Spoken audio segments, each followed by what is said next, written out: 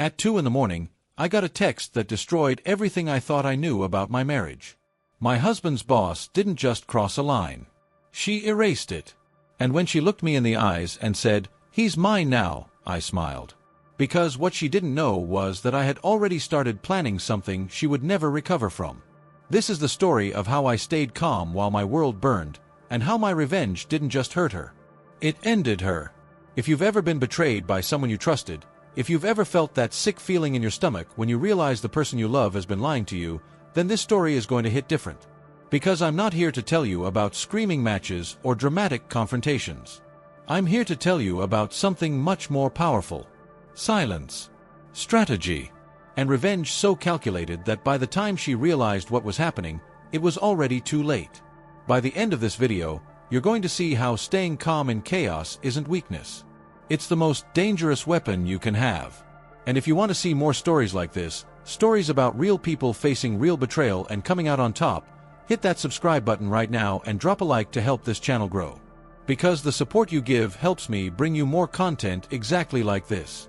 Now let's get into it. My husband's name is Daniel. We'd been married for 6 years. 6 years of building a life together. A house in the suburbs. 2 cars. A dog named Biscuit. Date nights on Fridays. Sunday morning pancakes. The kind of life that looks perfect from the outside. And honestly, for a long time, it felt perfect on the inside too. Daniel worked for a marketing firm downtown. He was good at his job. Really good. He'd started as a junior account manager and worked his way up to senior strategist in just 4 years.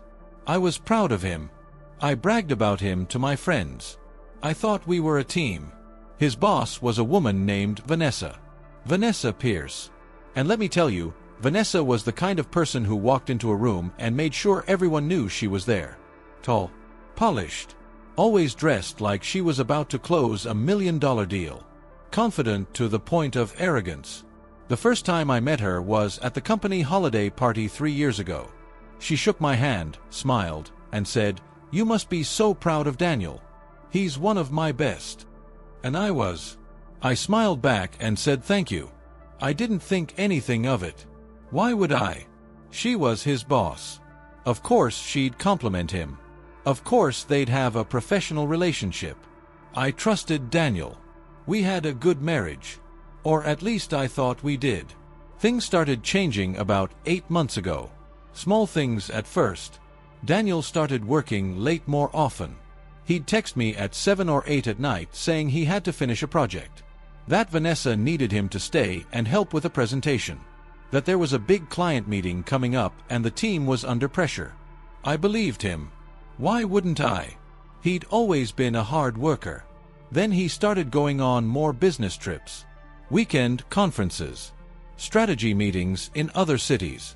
Once a month became twice a month. Twice a month became every other week. And every single time, Vanessa was going too. "It's just the leadership team," he'd say. "Vanessa, me, and a couple other managers. It's boring, babe. You wouldn't want to come anyway." I started to feel it. That little voice in the back of your head that tells you something is wrong. The one you try to ignore because you don't want to be that person. The paranoid wife. The jealous spouse. So I pushed it down. I told myself I was being irrational. But then the texts started. At first, they were normal. Work stuff. "Can you send me the client file?" Or "Meeting moved to 3. But then they started coming late at night. After 10. After 11.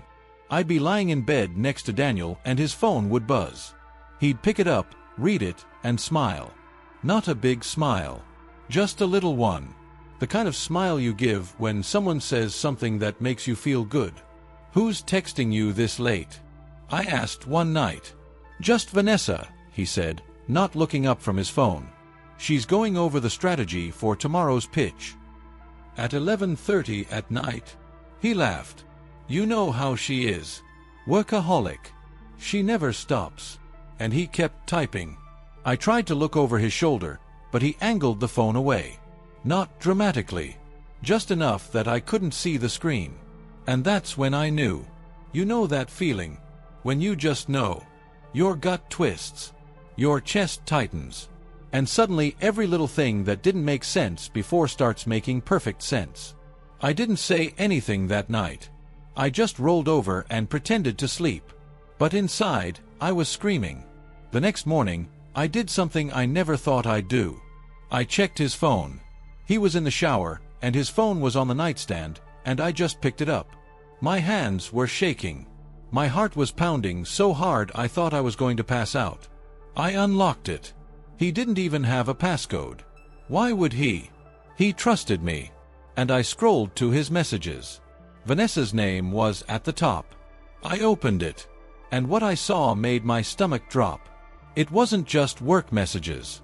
It was flirting, compliments, inside jokes, messages that said, "I can't stop thinking about last night." Messages that said, "You make me feel alive."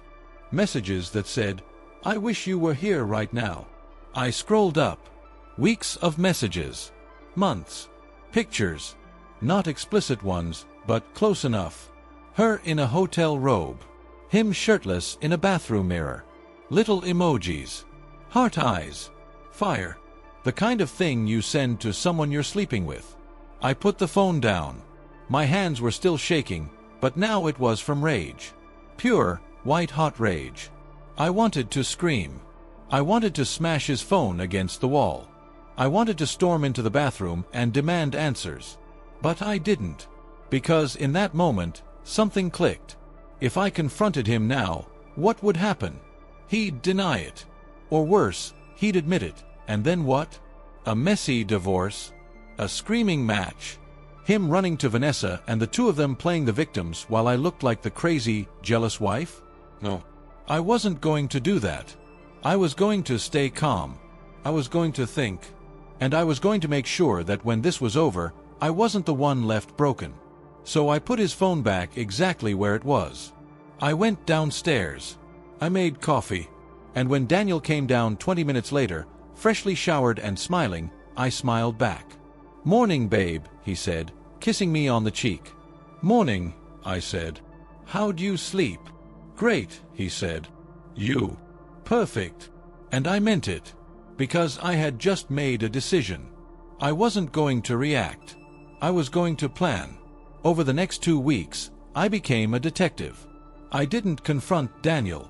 I didn't let on that I knew anything. I just watched. I listened. I paid attention to every detail. He started showering as soon as he got home from work. Every single day. He used to come home, kiss me, change into sweatpants, and collapse on the couch. Now he walked in the door and went straight to the bathroom. When I asked why, he said he felt gross from sitting in the office all day. Reasonable, right? Except he never used to care before. He started dressing better. New shirts. New cologne. He got a haircut every 2 weeks instead of every month. When I complimented him, he shrugged and said he wanted to look more professional for client meetings. Again, reasonable. But I knew better. His phone was glued to his hand. He took it everywhere. To the bathroom. To the kitchen when he got a glass of water. If it buzzed and I was nearby, he'd check it, smile, and put it in his pocket without saying a word. When I asked who was texting him, it was always just work stuff, or just the group chat with the guys. Lies. All of it. I started checking his phone whenever I could. I had to be smart about it. I couldn't let him catch me. So I'd wait until he was asleep, or in the shower, or outside mowing the lawn. And every time I looked, there were more messages. More flirting. More plans. They weren't even trying to hide it anymore. Or maybe they were just getting sloppy.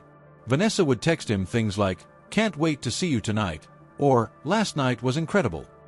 And he'd respond with, "You're amazing," or "I'm counting down the hours." It made me sick. Physically sick. I threw up twice reading those messages. But I kept looking. Because I needed to know everything.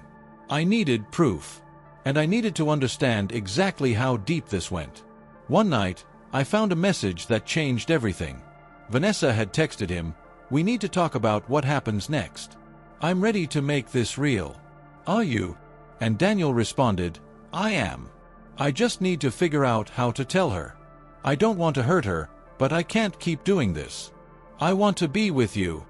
I sat on the bathroom floor and cried. Not because I was sad. I was. But mostly because I was so angry I didn't know what to do with it. This man, the man I had built a life with, the man I had trusted and loved and supported, was planning to leave me. For her. For Vanessa. And he was worried about not hurting me. Too late. But here's the thing. Even in that moment, even with tears running down my face and my heart breaking into 1,000 pieces, I didn't lose control. I didn't scream. I didn't confront him. Because I knew that if I did, I'd lose. He'd spin it. He'd make excuses. He'd blame me. He'd say I wasn't paying enough attention to him. That we'd grown apart. That it just happened. No. I wasn't going to give him that power. Instead, I wiped my face, stood up, and made a plan. First, I needed proof. Real proof. Screenshots weren't enough. I needed something concrete. Something that couldn't be denied. So I started documenting everything. Every late night. Every business trip. Every lie. I made a spreadsheet. Dates, times, locations. I checked our credit card statements and found charges for hotels on nights he said he was working late at the office. Dinners at expensive restaurants. Flowers. Gifts. He was spending our money on her. Second, I needed to protect myself financially. I opened a separate bank account that he didn't know about. I started transferring small amounts of money into it every week. Not enough that he'd notice, but enough that I'd have something if this all blew up. I made copies of all our financial documents. Bank statements, mortgage papers, car titles. I put them in a folder and hid them at my best friend Rachel's house. Third, I needed leverage. And that's where things got interesting. I started doing research on Vanessa. Not just casual Facebook stalking. Deep research. I found out where she lived. A sleek downtown condo that probably cost more than our house. I found out where she liked to go on weekends. Expensive brunch spots. Yoga classes. Wine bars. I found out who her friends were. Her family. Her ex-husband. Oh yes. Vanessa had been married before. And divorced. Messily. I found the public records. Turns out, she'd had an affair with a coworker at her previous job. A man who was also married. The wife had found out and filed for divorce, and it had gotten ugly. There were accusations of harassment. Of manipulation. Vanessa had barely avoided losing her job. And here she was, doing it again. I made copies of everything I found. I saved articles. I saved court documents. I saved screenshots of her social media where she posted about integrity and professionalism and being a strong, independent woman. The irony was almost funny. Almost. But the real breakthrough came 2 weeks later. It was a Friday night. Daniel told me he had to work late. Again. Big presentation on Monday. Vanessa needed the team to stay and prep. I smiled and said okay. I kissed him goodbye. And then I got in my car and followed him. I know. I sound crazy. But I wasn't crazy. I was methodical. He didn't go to the office. He drove straight to Vanessa's condo. Parked in the guest spot. Walked up to the building. Buzzed her unit. And she let him in. I sat in my car across the street and waited. 1 hour. 2 hours. 3 hours. He didn't come out until almost midnight. And when he did, she was with him. They stood outside the building, talking, laughing. And then she kissed him. Not a peck. A real kiss. The kind of kiss you give someone you're in love with. I took a picture. Actually, I took about 20 pictures. And then I drove home, parked in the driveway, and waited for him to get there. He walked in at 12:30, smiling, relaxed. He saw me sitting on the couch and froze. "Hey babe," he said. "You're still up?" "Yeah," I said. "Couldn't sleep." "How was work?" "Exhausting," he said, dropping his bag by the door. "But we got a lot done. I think we're in good shape for Monday." "That's great," I said. "I'm proud of you." He smiled. "Thanks." I'm gonna grab a shower and head to bed." "Sounds good." And I watched him walk upstairs, completely oblivious to the fact that I had just watched him kiss another woman. That was the moment I knew I had him. But I wasn't ready to strike yet. Because I didn't just want to expose him. I wanted to destroy the life he was trying to build with her. I wanted Vanessa to lose everything. And I wanted him to regret every single choice he made. So I kept playing the role of the perfect wife. I smiled. I cooked dinner. I asked about his day. I pretended everything was fine. And behind the scenes, I was building a case that would ruin them both.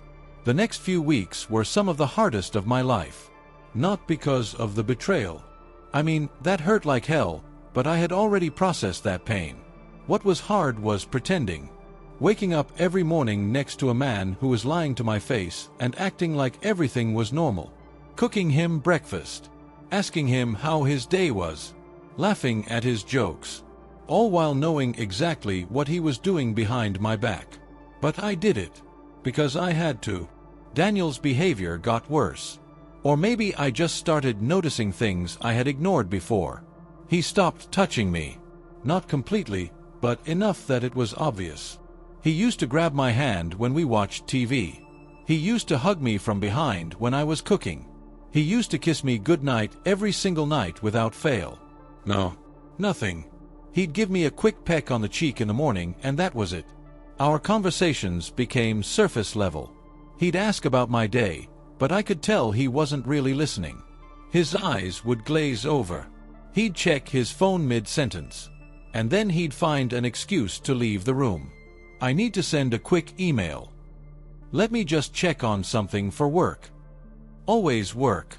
Always Vanessa. I started testing him. Little things.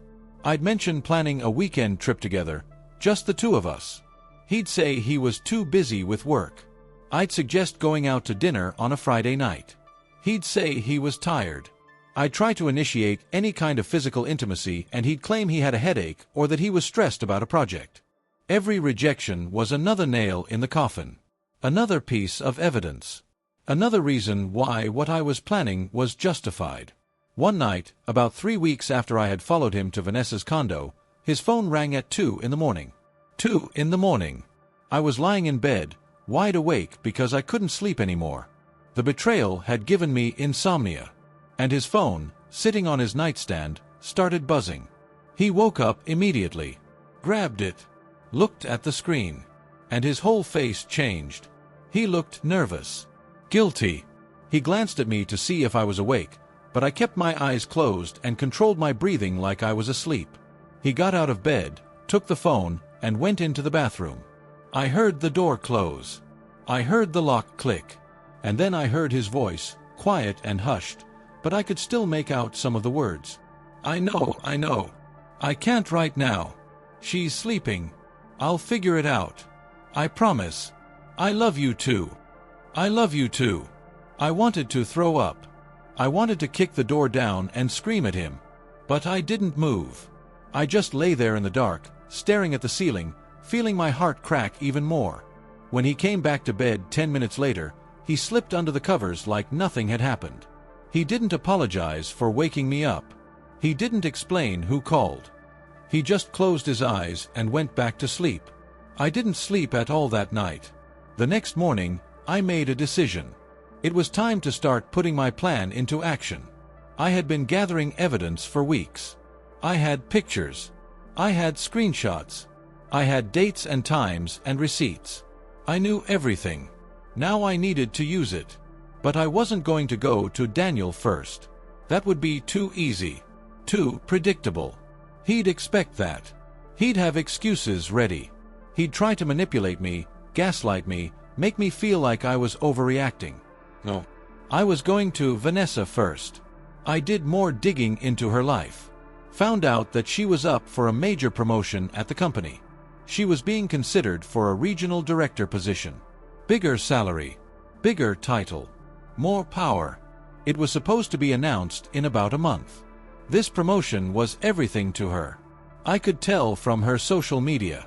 She posted about leadership and ambition and breaking glass ceilings. She was obsessed with her career. And that's when I realized her weakness. Her career was her identity. It was the thing she valued most. More than relationships. More than morals. Definitely more than my husband. So that's where I decided to hit her. But I needed to be smart. I couldn't just send an anonymous email to her company. That would look petty. It would look like a jealous wife trying to cause problems. I needed something bigger. Something that couldn't be ignored. I started researching the company's policies. They had a very strict code of conduct. No fraternization between managers and their direct reports. No relationships that could be seen as a conflict of interest. And definitely no affairs that could damage the company's reputation. Vanessa was Daniel's direct boss.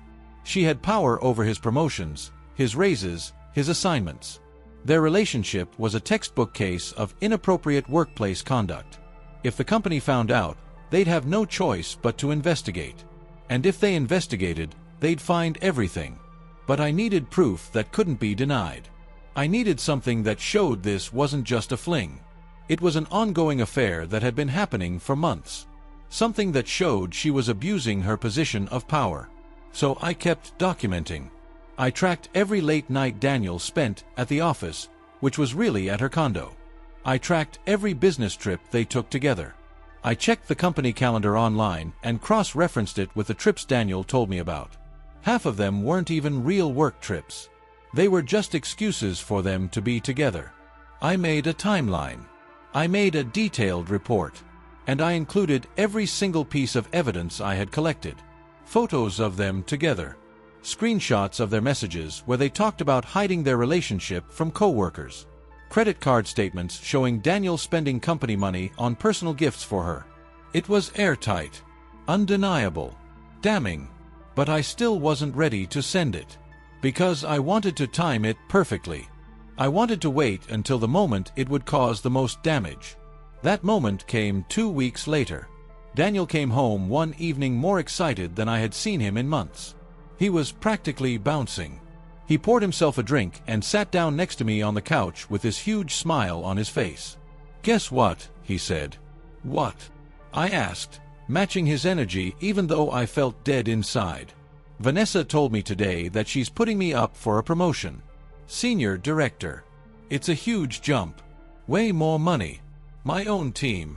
She said I'm the top candidate and that it's basically mine." I smiled. "That's amazing, babe.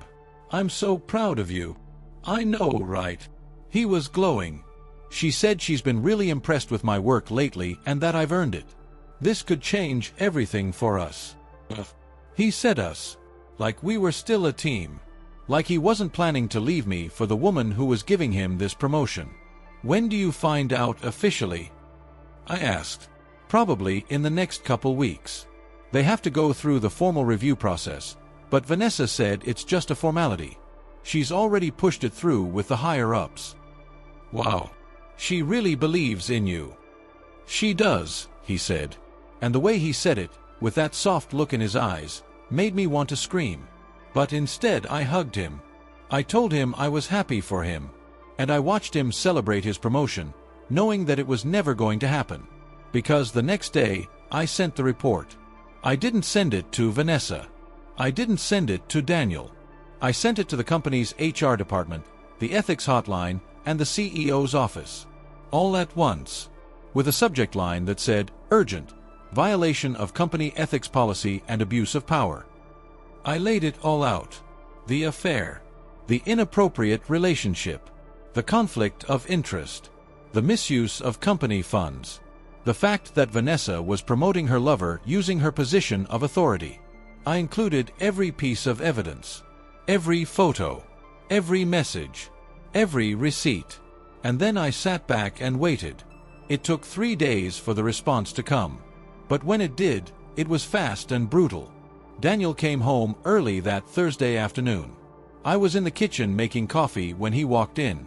His face was pale. His hands were shaking. He looked like he had just seen a ghost. "What's wrong?" I asked, even though I already knew. He didn't answer right away. He just stood there, staring at me like he didn't know what to say. "Daniel, what happened?" "They know," he finally said. His voice was barely a whisper. "The company knows. About me and Vanessa." I set my coffee down. "What do you mean?" "Someone sent HR a report. A whole file. With pictures and messages and everything. They called us both into a meeting today. Separately. They asked all these questions. They have proof of everything." I didn't say anything. I just looked at him. "This is bad," he said, running his hands through his hair. "This is really bad. They put us both on administrative leave. They're doing a full investigation. They said if the allegations are true, we could both be fired. And Vanessa's promotion is gone. They pulled it. She's devastated." He looked at me. Really looked at me. And I saw the moment it clicked. The moment he realized. "Did you do this?" he asked. I met his eyes. "Calm. Steady. Do what? Did you send that report to HR?" I could have lied. I could have denied it. But what was the point?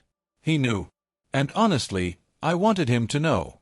"Yes," I said. "I did." His face went from pale to red in about 2 seconds. "Are you serious? Do you have any idea what you just did?" "I know exactly what I did. You ruined my career. You ruined everything." "No," I said, my voice sharp now. "You ruined it. You and Vanessa. The moment you decided to sleep with your boss and lie to me every single day. Don't you dare try to make this my fault." He stared at me. And for the first time in months, he looked at me like he actually saw me. Not the wife he was planning to leave. Not the person he was lying to. But me. "How long have you known?" he asked quietly. 2 months. His jaw dropped. 2 months. And you didn't say anything. What was I supposed to say, Daniel? Was I supposed to scream and cry and beg you to stop? Was I supposed to play the part of the hysterical wife while you and Vanessa laughed about me behind my back? No. I decided to do something better. I decided to make sure you both paid for what you did. "You're insane," he said. "Maybe," I said. "But I'm not the one who threw away a 6-year marriage for someone who's about to lose everything." And that's when his phone rang. He looked at the screen. "Vanessa."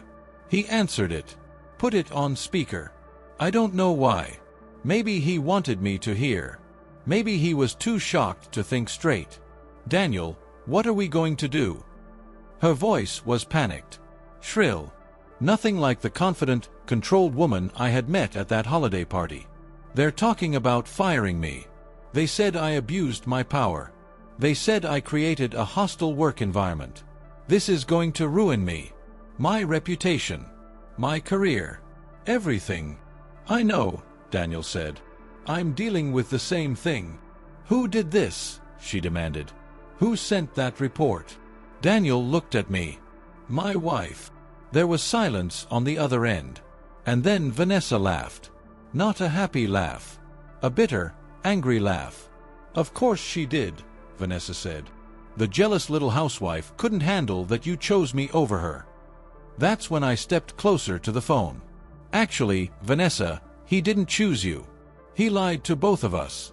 And now you're both going to lose everything because you couldn't keep your hands off a married man." "You have no idea what you've done," Vanessa hissed. "Oh, I know exactly what I've done," I said. "I exposed 2 people who thought they were untouchable. And now everyone knows exactly who you are. A homewrecker with no morals and no self-control." She hung up. Daniel just stood there, looking at me like he didn't recognize me. "I want a divorce," I said. "And don't even think about fighting me on it. Because if you do, I'll make sure every detail of this affair becomes public. Your family, my family, our friends, everyone will know what you did." He didn't argue. He just nodded. And that was it. That was the moment everything changed. But I wasn't done yet. Not even close. The next few days were chaos. Daniel moved out that same night. He packed a bag and left without saying much. I think he was still in shock. Or maybe he finally realized there was nothing he could say that would fix what he had done. Either way, I didn't try to stop him. I watched him leave and felt nothing. No sadness. No regret. Just relief that I didn't have to pretend anymore. But while Daniel was processing his new reality, Vanessa was falling apart. And I had a front row seat to watch it happen. See, the thing about Vanessa was that her entire identity was wrapped up in her career. She wasn't just successful. She needed everyone to know she was successful. Her social media was full of posts about leadership retreats and motivational quotes and pictures of her at conferences. She had built this image of herself as this powerful, unstoppable woman who had it all figured out. And now that image was crumbling. The company moved fast with their investigation. Within a week, they had interviewed multiple employees. Turns out, Daniel and Vanessa weren't as discreet as they thought. Other people had noticed. The late nights in her office with the door closed. The way she looked at him during meetings. The preferential treatment he got compared to other employees at his level. People had talked. They just hadn't said anything officially because nobody wanted to get involved. Until now. Once HR opened the investigation, it was like a dam broke. People came forward with stories. A woman from accounting said Vanessa had made inappropriate comments about Daniel's appearance in front of other staff. A guy from the creative team said he had seen them holding hands in the parking garage. Someone else said they had witnessed them kissing in Vanessa's office after hours. The evidence was overwhelming, and the company had no choice but to act.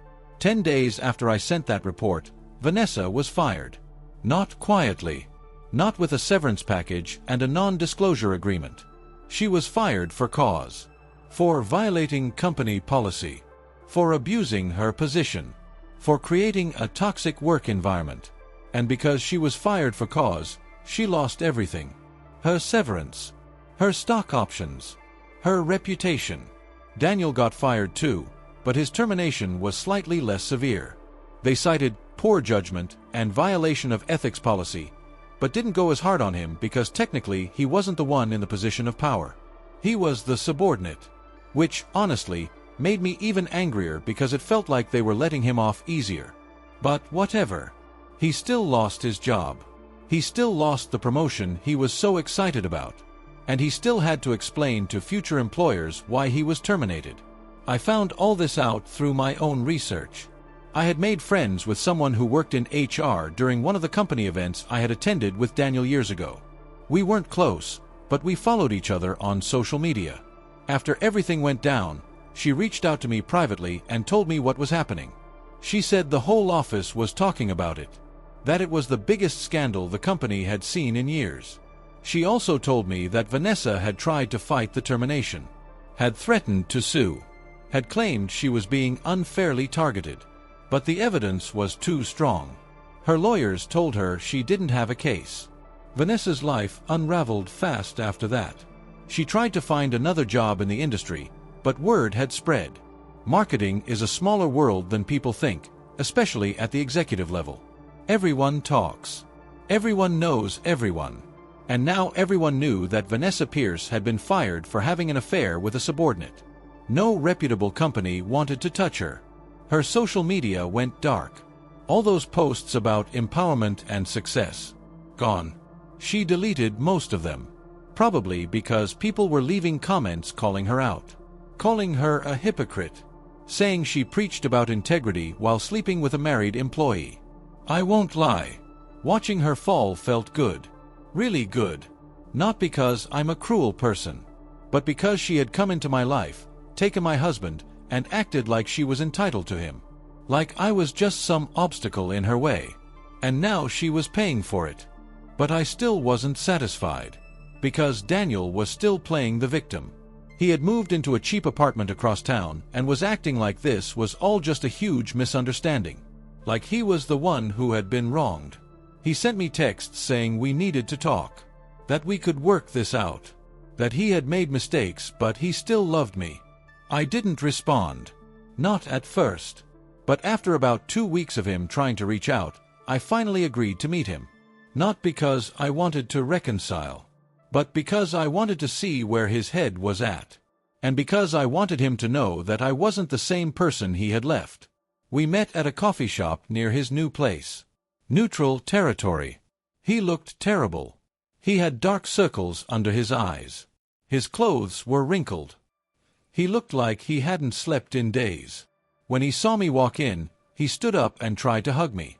I stepped back. "Don't," I said. He sat down. I sat across from him. "Thanks for meeting me," he said. His voice was tired, defeated. "I wasn't sure you would." "I almost didn't," I said. "But I figured we should talk face to face. Get this over with." "Get what over with?" "The divorce, Daniel. That's why I'm here. To figure out how we're going to handle this." He looked down at his coffee. "I don't want a divorce." I almost laughed. "You don't get to decide that anymore." "I know I messed up," he said. "I know I hurt you. But we can fix this. We can go to therapy. We can work through it." "Work through what?" "The fact that you had an affair with your boss for months? The fact that you were planning to leave me? The fact that you lied to me every single day and made me feel crazy for even questioning you?" He flinched. "I never meant for it to go that far. But it did. And you let it. You made a choice, Daniel. Every single day, you made a choice to betray me. And now you have to live with the consequences." "I still love you," he said quietly. And that's when I lost it. Not in a screaming, crying way, but in a cold, controlled way that I think scared him more. "You don't love me," I said.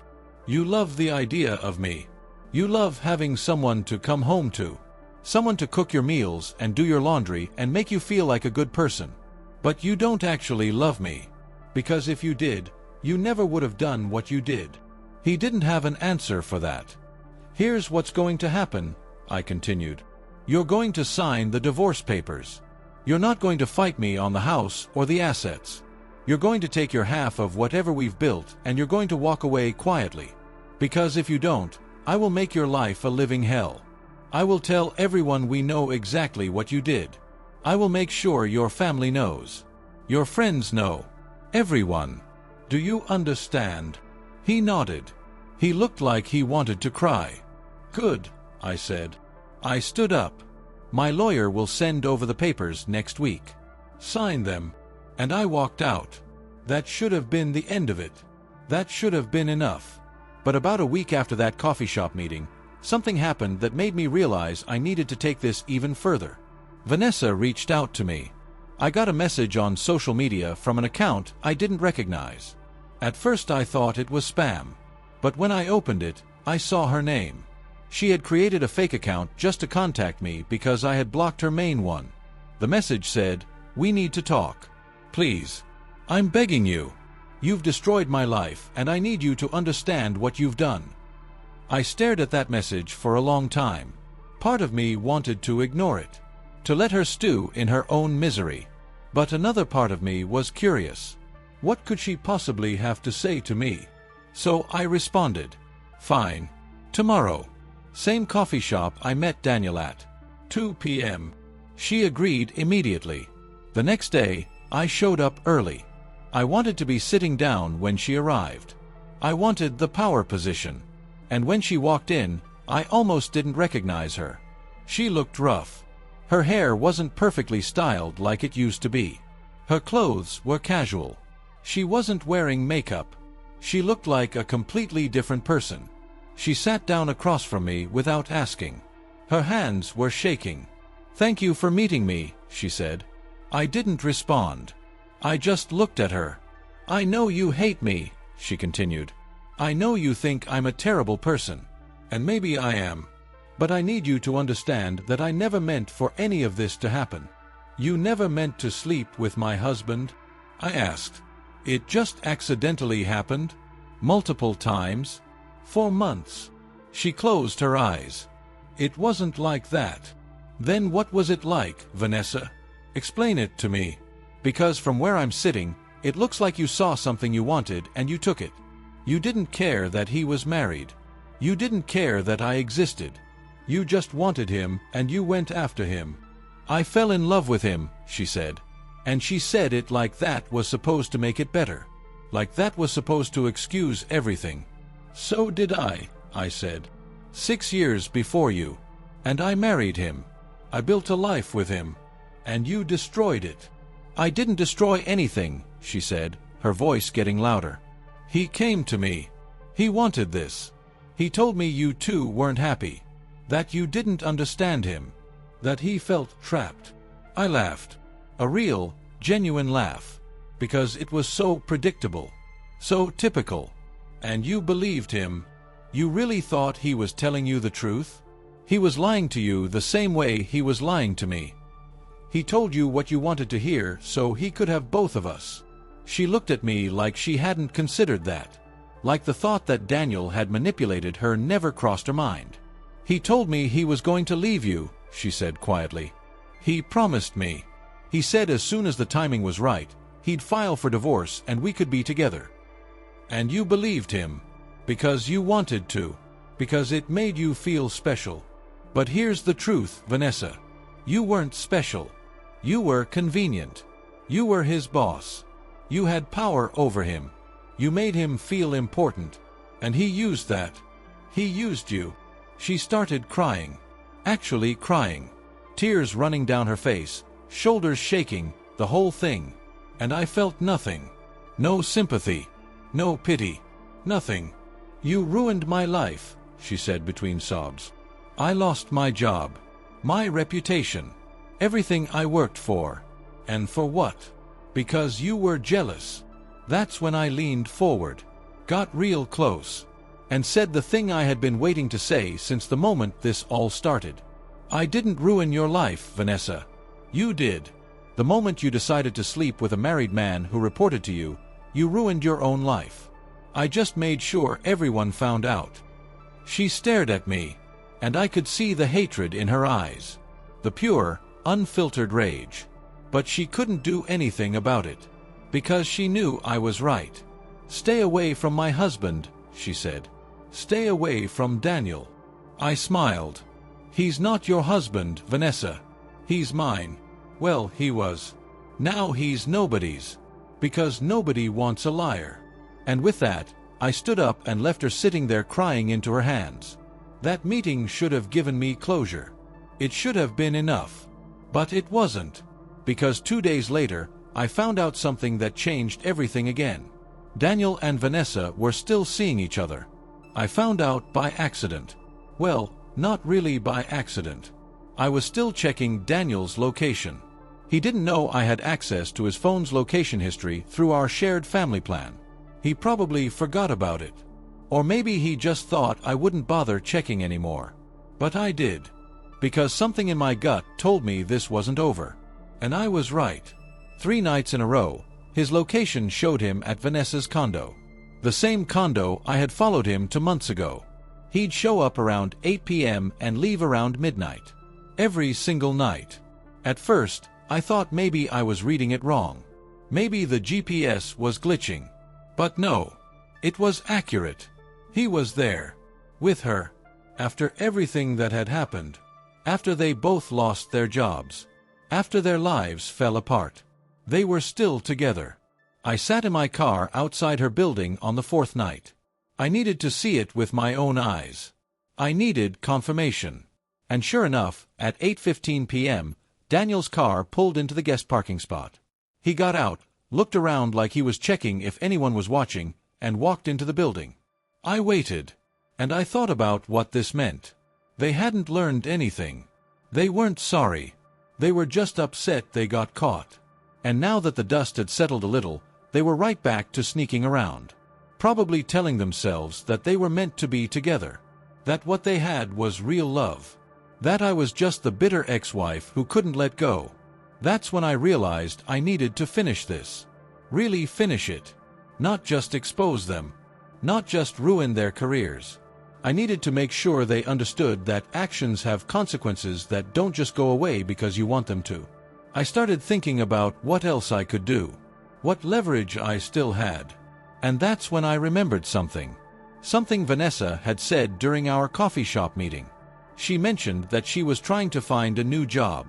That she had interviews lined up. That she was hoping to rebuild her career in a different city where people didn't know what happened. She was trying to run away from what she did. Start fresh. Pretend it never happened. I couldn't let that happen. So I did more digging. Found out which companies she had applied to. It wasn't hard. She had updated her LinkedIn profile with a new headline that said, "Open to Opportunities," and had been connecting with recruiters in other states. I made a list of every company she seemed interested in. Marketing firms in Seattle. Ad agencies in Austin. Corporate positions in Denver. And then I reached out to them. Not as myself. I created an anonymous email account. Made it look professional. And I sent a simple message to the HR departments of each company. The message said, "I wanted to bring to your attention that a candidate you may be considering, Vanessa Pierce, was recently terminated from her previous position for violating ethics policies, specifically engaging in an inappropriate relationship with a subordinate employee. This resulted in both parties being fired. I believe you should be aware of this before making any hiring decisions." Attached are public records and documentation of the termination. I attached news articles. I attached screenshots from her company's internal announcement about leadership changes that mentioned her departure. I attached everything that was publicly available. And then I sent it to every single company on my list. Within 2 weeks, Vanessa's job prospects dried up completely. I know because I was monitoring her LinkedIn activity.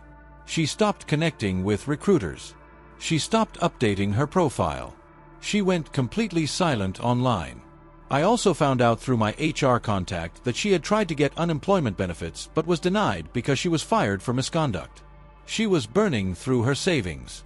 She had to sell her car. She was behind on her condo payments.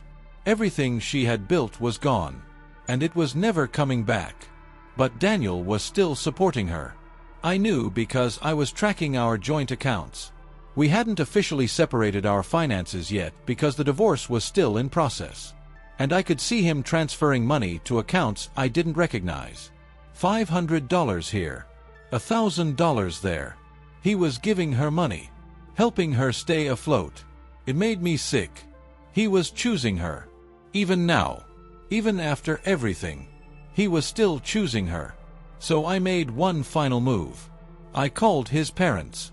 Daniel's parents and I had always had a good relationship. They loved me.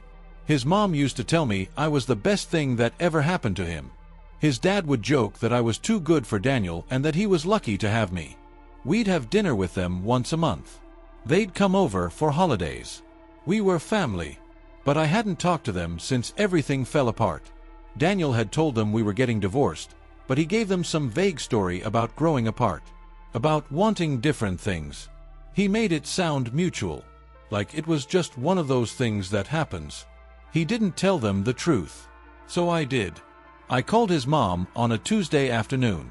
She answered on the second ring, and her voice was warm and happy. "Sweetheart, I've been meaning to call you. How are you holding up?" "I'm okay," I said. "But I need to talk to you about something.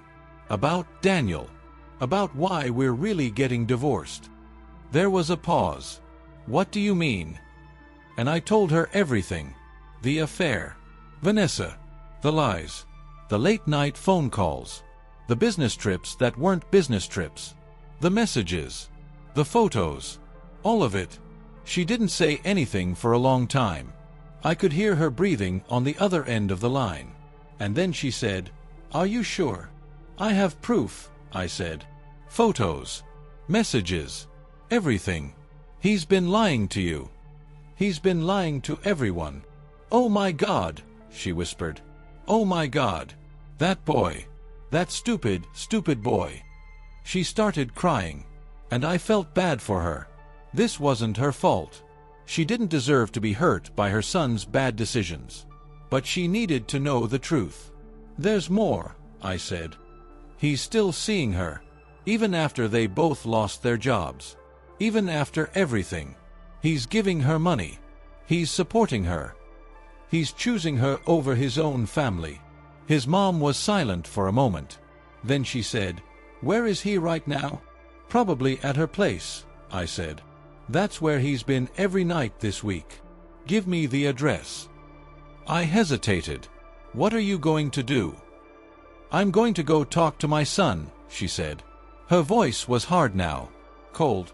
"And I'm going to make sure he understands what he's done." I gave her the address. And then I waited. 2 hours later, I got a text from Daniel. It just said, "What did you do?" I didn't respond. Then my phone rang. It was his mom. She was calling from her car. "I just left," she said. She sounded exhausted. I went to that woman's apartment. Daniel was there. I knocked on the door and she answered. The look on her face when she saw me was priceless. What happened? I told her exactly what I thought of her.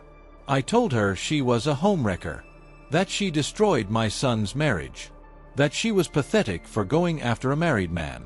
And then I turned to Daniel and told him that I didn't raise him to be a liar and a cheater, that I was ashamed of him, that his father would be ashamed of him. I could hear her voice cracking. He tried to explain, tried to say it just happened, that he fell in love, that it wasn't planned. And I told him I didn't care, that there was no excuse for what he did, that he threw away a beautiful marriage and a wonderful woman for someone who didn't even respect him enough to stay away from him when he was married. What did he say? He didn't say anything. He just stood there. And that woman, Vanessa, she tried to defend him, tried to say that they were in love and that I didn't understand. So I looked her right in the eyes and told her that if she really loved him, she would have walked away the moment she found out he was married. I felt a lump forming in my throat, not because I was sad, but because someone finally stood up for me. Someone finally told them the truth without sugarcoating it. "Thank you," I said quietly. "Don't thank me," she said. "I should have raised him better. This is my failure too." "No," I said. "This is his failure, not yours." She sighed. "I told him not to contact us until he gets his life together, until he takes responsibility for what he's done. His father agrees. We're done enabling him." After we hung up, I sat in my living room and felt something I hadn't felt in months. Peace. Not happiness. Not satisfaction. Just peace. Because it was finally over. I had done everything I could do. I had exposed them. I had ruined their careers. I had made sure everyone knew the truth. And now even Daniel's own parents had turned their backs on him. There was nothing left to do. The divorce was finalized 3 weeks later. Daniel signed the papers without fighting. He didn't ask for anything. He took his half of our savings and that was it. The house was mine. The car was mine. Everything we had built was mine. He moved to a different state 2 months after that. I heard through mutual friends that he couldn't find work in our city, that everywhere he applied, they'd Google his name and find articles about what happened. So he left, ran away, just like Vanessa tried to do. I don't know where he is now. I don't care. I blocked him on everything, changed my number, moved on with my life. But before I did all that, I did one last thing. One final piece of revenge that I'm not sure I should even tell you about. But I'm going to, because you've come this far, and you deserve to know how this really ended. Remember how I said I had been putting money aside in a secret bank account? Small amounts over several months? By the time the divorce was finalized, I had saved almost $15,000. Money that Daniel didn't know about. Money that wasn't included in the asset division. I could have kept it, used it to start my new life. But instead, I did something that felt more satisfying. I donated it, all of it, to a women's organization that helps wives who are going through divorces caused by infidelity. An organization that provides legal support, counseling, and financial assistance to women who have been betrayed by their husbands. And I made the donation in Vanessa's name. Not anonymously. I put her full name on it. Vanessa Pierce. So now, forever, in that organization's records, her name is associated with helping women who were victims of affairs. The irony was too perfect to pass up. I also wrote a note with the donation. It said, "In honor of all the women who have been betrayed by people they trusted, may you find the strength to rebuild and the courage to demand better." The organization sent a thank you letter to Vanessa's address. I know because I made sure they had her correct mailing information. I can only imagine her face when she opened that letter and saw what I had done. That was 6 months ago. And now I'm here, telling you this story. Because I want you to know that revenge doesn't have to be loud. It doesn't have to be messy. Sometimes the most powerful revenge is the kind that's quiet, calculated, and completely devastating. Vanessa lost her career, her reputation, her future. Daniel lost his job, his family, his marriage. And me? I lost a husband who didn't deserve me in the first place. But I gained something more valuable. I gained my self-respect back. I gained the knowledge that I don't have to accept betrayal. That I don't have to be the bigger person if being the bigger person means letting people walk all over me. I learned that sometimes the best thing you can do is fight back. Not with screaming or crying or begging, but with strategy, with patience, with precision. So where am I now? 6 months after the divorce was finalized. 6 months after Daniel left town. 6 months after Vanessa's life imploded. Where does that leave me? Honestly, I'm doing better than I ever thought I would. The house feels different now. It's mine. Completely mine. I repainted the bedroom. Changed the furniture. Got rid of everything that reminded me of him. It sounds dramatic, but it was necessary. I needed to erase him from my space. From my life. I started going to therapy about 3 months ago. Not because I felt broken, but because I wanted to make sure I processed everything in a healthy way. That I didn't carry this anger and betrayal into my future. My therapist told me something that stuck with me. She said, "What you did wasn't about revenge. It was about justice. You held 2 people accountable for their actions. There's a difference." I'm not sure I completely agree with that. Some of what I did was definitely revenge. The donation in Vanessa's name? That was pure revenge. But maybe she's right about the rest of it. Maybe exposing them wasn't about hurting them. Maybe it was about making sure they couldn't keep lying. Couldn't keep pretending they were good people while destroying lives behind closed doors. I also reconnected with old friends. People I had lost touch with over the years because I was so focused on my marriage. On making Daniel happy. On being the perfect wife. I forgot about my own life. My own interests. My own happiness. Now I go out with friends every weekend. I joined a book club. I started taking painting classes. Small things. But they matter. Because I'm building a life that's mine. Not ours. Mine. And I'm dating again. Nothing serious yet. Just casual coffee dates and dinners. Testing the waters. Seeing what's out there. It's terrifying and exciting at the same time. Because I'm not the same person I was when I met Daniel. I'm stronger now. I know what I will and won't tolerate. I know my worth. The first guy I went on a date with asked me about my last relationship. I was honest. I told him I was divorced. That my ex-husband had an affair. That it ended badly. And you know what he said? He said, "His loss. Anyone who would cheat on you is an idiot." It was a simple comment. But it meant something. Because for months, I had wondered if maybe Daniel cheated because I wasn't enough. Because I didn't pay enough attention to him. Because I wasn't exciting enough or pretty enough or interesting enough. But that wasn't true. Daniel cheated because he's selfish. Because he wanted to have everything without consequences. Because he thought he could get away with it. And Vanessa. She pursued a married man because she's broken. Because she gets off on power and control. Because she doesn't respect boundaries or other people's relationships. None of that was my fault. And it took me a long time to really believe that. I also want to talk about something I haven't mentioned yet. The guilt. Because yes, even after everything they did, I felt guilty about what I did to them. There were nights where I'd lie in bed and wonder if I went too far.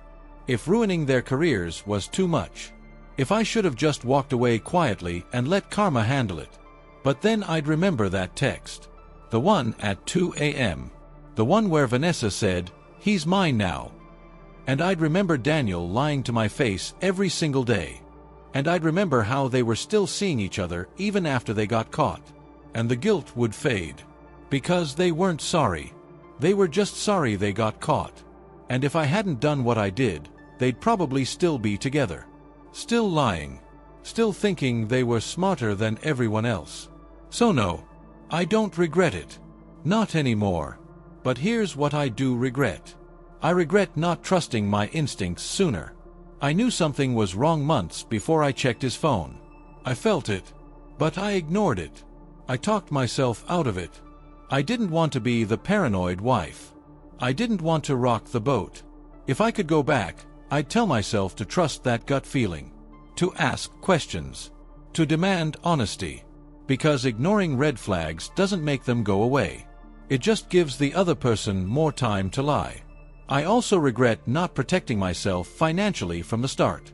I opened that secret bank account, but I should have done it sooner. I should have made copies of all our documents earlier. I should have consulted with a lawyer before confronting anyone. I got lucky that things worked out the way they did, but it could have gone differently. So if you're watching this and you're in a similar situation, let me give you some advice. Document everything. Every lie. Every inconsistency. Every late night and business trip and text message. Keep records. Because if things fall apart, you're going to need proof. Not just for legal reasons, but for yourself. So you don't second-guess what you know to be true. And don't confront them until you have a plan. I know it's hard. I know you want answers. You want them to admit what they did. You want closure. But confronting someone without a strategy just gives them time to cover their tracks. To gaslight you. To turn things around and make you look crazy. Stay calm. Stay smart. And strike when you're ready. Not when you're emotional. Now let me tell you what happened to Vanessa and Daniel after everything settled. Vanessa never recovered. I checked her social media a few months ago. She's still in the same city, which surprised me. I thought she'd leave. But I think she can't afford to. Her condo went into foreclosure. She's working some low-level job now. I don't know what exactly. But her LinkedIn says she's a marketing consultant, which probably means she's freelancing and barely making ends meet. She's not the polished, powerful woman she used to be. She's just another person who made bad choices and has to live with them. Daniel, like I said, moved to a different state. Last I heard, he was working at a small company doing entry-level marketing work. A huge step down from where he was. He makes probably half of what he used to make. And he's alone. I know because one of our mutual friends told me he tried to reach out to her. Tried to explain his side of the story. And she shut him down. Told him she didn't want to hear it. Nobody wants to be friends with a cheater. Nobody wants to associate with someone who destroyed their marriage for an affair that didn't even last. And as for him and Vanessa, they're not together anymore. I don't know when or why they broke up, but they did. Maybe the reality of their situation finally hit them. Maybe they realized that what they had wasn't love. It was just an escape from their real lives. And once their real lives fell apart, there was nothing left to escape from. Or maybe they just got tired of each other.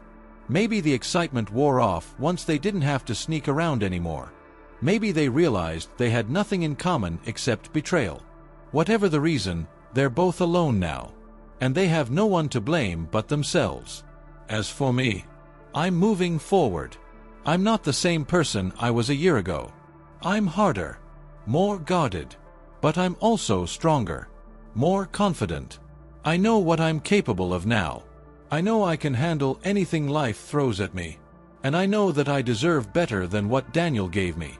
Better than lies. Better than betrayal. Better than someone who takes me for granted. The house is quiet now, but it's a peaceful quiet, not a lonely one. I light candles. I play music. I cook meals for myself. I take long baths. I read books. I do things that make me happy. And sometimes, late at night, when I'm lying in bed, I think about that moment.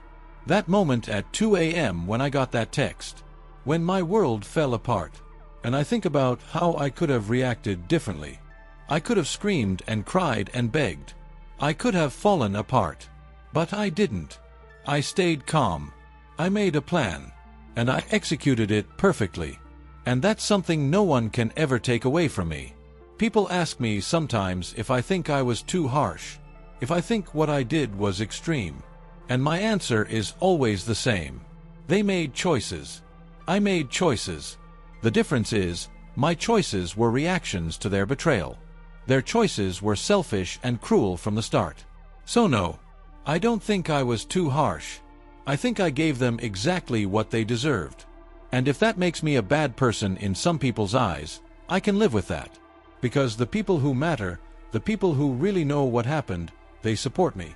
They tell me I'm brave, that I'm strong, that I did the right thing. And honestly, that's all that matters. I'm not telling you this story to encourage you to seek revenge. I'm telling you this story to show you that you don't have to be a victim. You don't have to accept betrayal quietly. You don't have to be the bigger person if being the bigger person means letting people walk all over you. You have power. You have options. And you have the right to hold people accountable for their actions. Just be smart about it. Be strategic. And don't let emotions cloud your judgment. Because the best revenge isn't just making them hurt. It's making sure they understand that their actions have consequences. Real, lasting consequences that don't just go away because they want them to. Vanessa thought she was untouchable. She thought her position and power protected her. She was wrong. Daniel thought he could have it all. Thought he could keep me and have her. He was wrong. And me? I thought I was weak. I thought betrayal would destroy me. I was wrong too. Because I'm still here. I'm still standing. And I'm stronger than I ever was before. So if you're going through something similar, if someone has betrayed you and you feel like your world is ending, just remember this. It's not ending. It's changing. And you get to decide how that change happens. You can fall apart. Or you can fight back. You can let them win. Or you can make sure they lose. The choice is yours. And whatever you choose, make sure it's a choice you can live with. Because at the end of the day, you have to look at yourself in the mirror. And you need to be proud of the person looking back. I look in the mirror now and I see someone who refused to be a victim. Someone who stood up for herself. Someone who demanded justice. And that person, she's pretty incredible. One more thing before I go. People have asked me if I'd ever take Daniel back if he apologized. If he begged for forgiveness and promised to change. And my answer is simple. No. Not because I'm bitter. Not because I hate him. But because I know now that I deserve better. I deserve someone who chooses me first. Someone who respects me. Someone who doesn't need to lose everything before they realize my worth. Daniel had 6 years to appreciate me. 6 years to be faithful. 6 years to be honest. And he chose to waste every single one of those years lying to me. I'm not giving him a 7th. So that's my story. That's how my husband's boss stole him at 2 a.m. And that's how my calm, calculated revenge ruined her forever. And ruined him too. Was it worth it? Absolutely. Would I do it again? In a heartbeat. Because some people need to learn that not everyone will just roll over and accept their betrayal. Some people fight back. And when they do, the consequences are devastating. I fought back. And I won. If you made it this far, thank you for watching. If this story resonated with you, if you've been through something similar, or if you just appreciate hearing about someone who refused to be a victim, do me a favor. Drop a comment below telling me your thoughts. Hit that subscribe button because I'll be sharing more real stories like this. And smash that like button to help this video reach more people who need to hear it. Your support means everything.